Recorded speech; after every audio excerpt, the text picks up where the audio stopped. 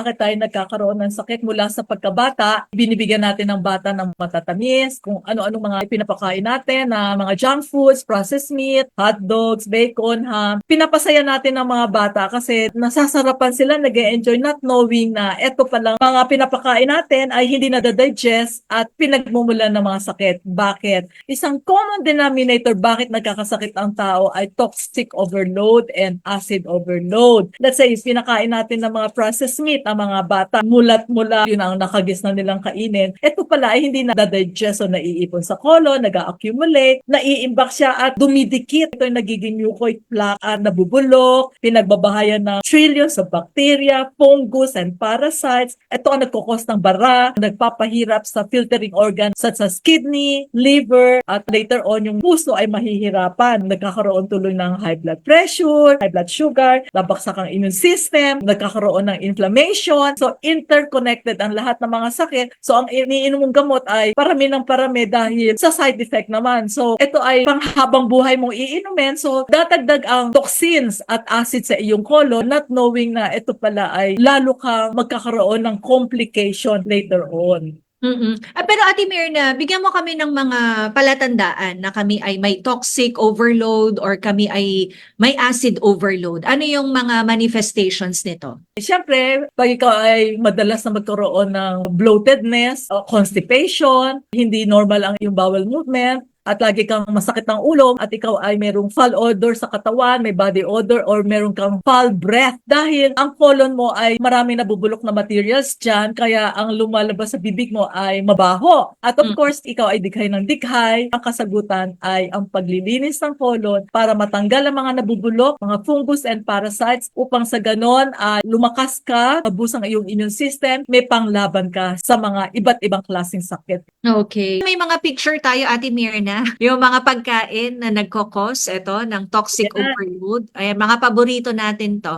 Oo, at i-discuss kung bakit siya nakokos ng toxic overload at Yes, saka acid please. overload. Ang soft drinks ay mataas sa phosphorus. Kung mataas ang phosphorus, natatanggal niya ang calcium sa katawan. Ang end result, tatamaan ka sa mga bone problem. French fries, ang tawag dito ngayon ay cancer fries. Alam mo, masama kasi yung paulit-ulit mong ilulubog sa mantika at high temperature. Magre-release ito ng free radicals, tataas ang acrylamide level. Ito yung mga chemicals na nakakakos ng cancer. Of course, lechon. Ito ay nakakos ng bara. Siyempre, yung taba nito nakakakos ng stroke and heart attack. Of course, kaya nga tinawag na junk foods, wala kang nutrients na makukuha dito, high in betchin and salt na nakaka-addict. At ang susunod, mga raw meat, naku, mahilig tayo sa kilawin. Maraming bulate dyan. Akala natin mapapatay sa suka lang yung mga meat. Ang daming bulate. Street foods, ang sarap-sarap niya. Naku, imagine mo, isasawsaw mo yung suka mo na galing sa bibig ng isang tao. Ito ay magkukos ng maraming sakit sa atin. Last but not the least, yung mga isaw, ito ay mataas sa cholesterol, mataas sa uric acid, nakakakos ng gout. Yan ang mga pagkain na dapat natin iwasan upang sa ganun ay hindi tayo magkaroon ng toxic and acid overload sa katawan.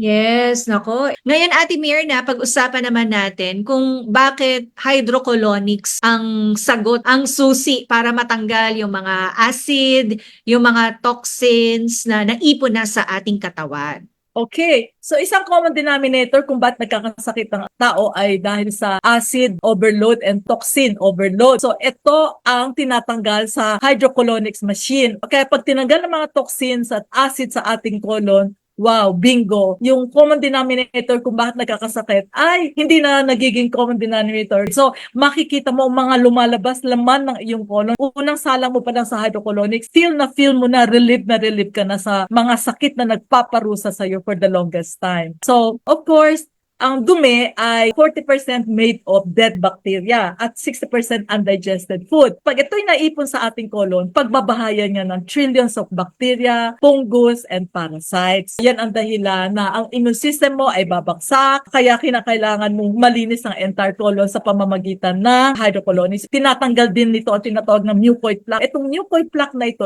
yung bumabara sa ating arteries, siya yung nagkakos ng inflammation, ito yung nagpapahirap sa atin sa mga pains, eggs. Yan ay yung dekadang taon mo na inipon. So, ang ating katawan ay merong sariling detoxifier, yung kidney at liver. Kung may toxic overload ka na, ang kidney, ang liver, ay hindi na niya magampanan ang kanyang function. Sa sobrang dumi, sa sobrang toxin, sa sobrang dami ng basura na meron sa ating kolon. So, therefore, nahihirapan din ang heart na mag-function. Kaya, nagtataasan ang mga lab works, blood pressure, blood sugar, fatty liver. So, pag nilinis ang iyong colon, ang liver, ang kidney na detoxifying organ ng ating katawan ay nagkakaroon ng time to recharge, to regenerate in order to go back to its normal functions. So, with a clean colon, all metabolic diseases go away. Kung malinis ang iyong colon, ang cells ay healthy, nagkakaroon ka ng natural healing. A dirty colon creates a sick body. Death starts with a dirty colon, but healing starts with a clean colon. So, yun ang ating premise. Yung last but not the least, hydrocolonics is the absolute first step towards healing. Yan ay napatunayan natin dito for 14 years. So, we call it a one-stop shop that heals all.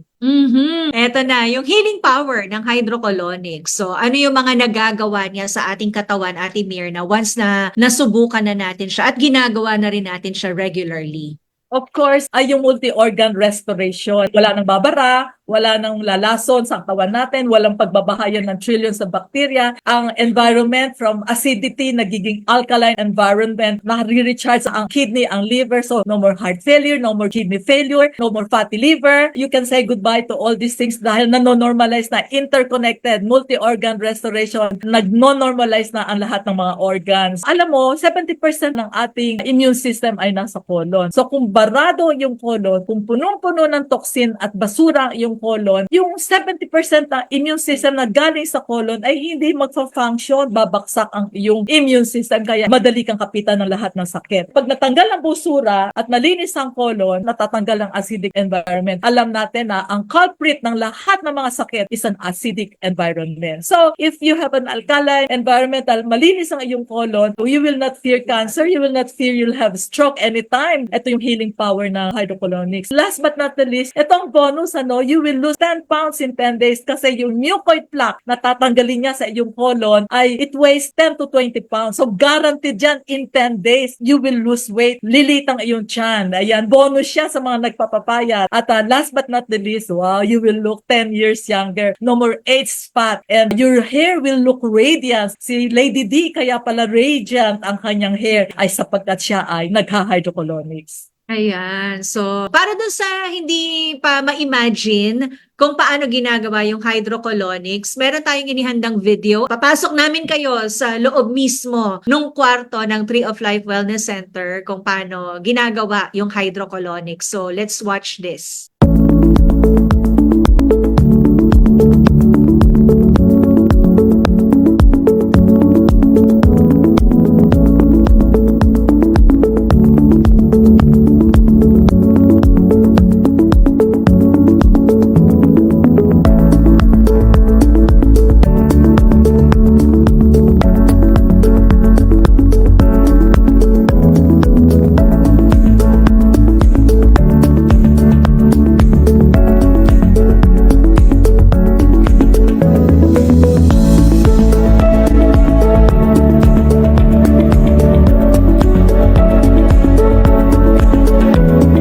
Para sa hindi pa nakakaalam kung bakit ako nagkaroon ng ganitong machine, ang mother ko ay meron ng lahat ng klaseng failure dahil sa 50 long years na diabetic, may heart failure, may kidney failure, hindi makalakad, bedridden, at operahan o kaya dadialysis. Yung pala nung nilinis ang colon at kumain ng tama, wow, nakalakad si mother at hindi na kailangan mag-dialysis. So yan ay wala sa libro. It's really a discovery. Ayan, okay. Another frequently asked question, Ate Mirna, kailangan pa rin bang magpa-hydrocolonics kung regular naman yung bowel movement? Oo, kasi parang halimbawa ay nagbabrush ka naman ng teeth mo everyday pero kailangan mo pa rin pumunta sa dentist kasi hindi nga nalilinis yung mga dumidikit-dikit sa loob-looban ng ating mga ngipin. Ito yung nabubulok, ito nagkokos ng mga tooth decay. Ganon din sa ating colon, yung mga nakadikit na mga dumi sa ating colon ay hindi natatanggal ng regular bowel movement na kailangan through water pressure from the hydrocolonic machine ay matanggal niya entirely yung buong colon para walang mamuo na mucoid plaque at walang makakos ng inflammation at pagbahayan ng trillions of bacteria.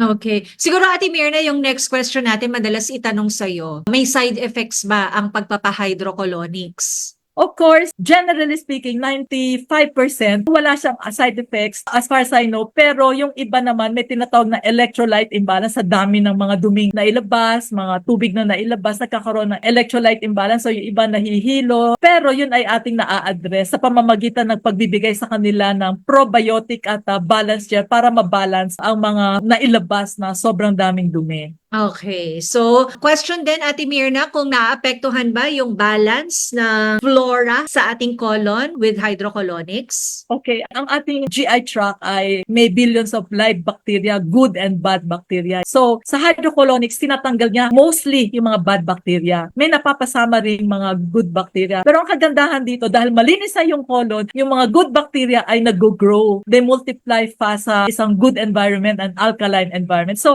ang linis-linis na ng iyong colon, balance na balance siya.